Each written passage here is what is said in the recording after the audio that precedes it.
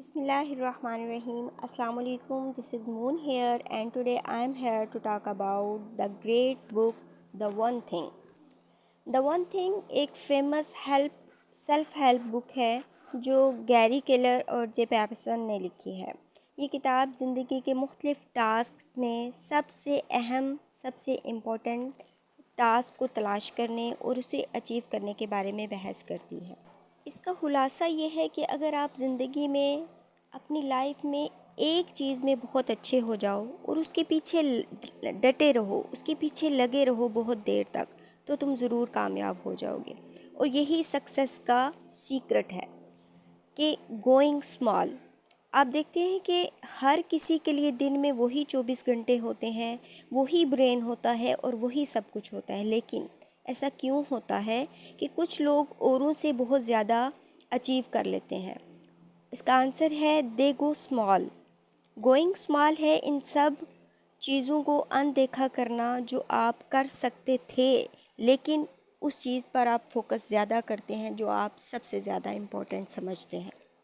یہ پہچاننا کہ ساری چیزیں ایک ہی وقت میں ضروری نہیں ہیں. ان چیزوں کو پا لینا جو سب سے زیادہ ضروری ہیں، ہمیں اسے سمجھنا ہے کہ ایکسٹرا آرڈنری ریزلٹس سیدھے اس بات پہ ڈیپینڈ کرتے ہیں کہ آپ اپنا فوکس کتنا نیرو کر دیتے ہیں. جب آپ اپنا سارا فوکس ون تھنگ کو اچیو کرنے میں لگا دیتے ہیں تو آپ اسے اچیو کر لیتے ہیں، جو آپ کو لائف میں سکسیسفل بنا دیتا ہے. دیکھیے، ہزاروں پتھروں کو ایک ساتھ گرا دینا بہت ایزی ٹاسک ہے.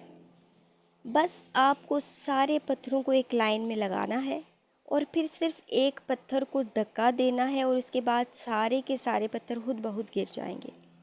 لیکن ہماری ریئل لائف میں کوئی ہماری گولز کو لائن میں نہیں لگاتا اور کوئی ہم سے یہ نہیں کہتا کہ یہیں سے تمہیں شروع کرنا ہے.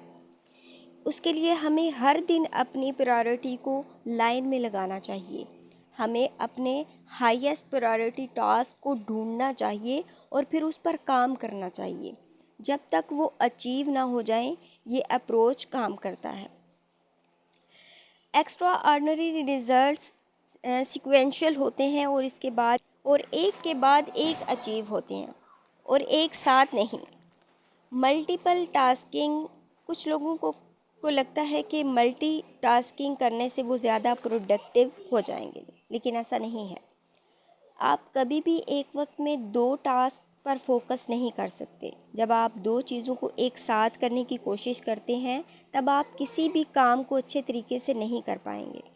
اس لیے اپنی ون تھنگ اچیو کرنے کے لیے اپنا فوکس، اپنا 100% اس چیز کو اچیو کرنے میں لگا دیں تو آپ اس کو اچیو کر لیں گے. اس وقت آپ سیکھ لیتے ہیں کہ بڑا کیسے سوچتے ہیں. لیکن آلویز گو اسمال. سوچئے بڑا لیکن کریے چھوٹے چھوٹے سٹیپس میں. اپنی پرائورٹی پر فوکس کیجئے اور کامیابی کے لیے ٹائم بلاک کیجئے. ٹائم بلاکنگ سکسیس پانے کے لیے بہت ضروری ہے. اگر آپ کامیابی چاہتے ہیں تو اپنے کیلنڈر پر جائیے. اپنی ایک چیز کرنے کے لیے، اپنی وہ ون تھنگ کرنے کے لیے آپ کو کتنا ٹائم چاہیے، یہ سوچئے، اسے بلاک کیجئے. کچھ گھنٹے اور دن بلاک کر لیجئے.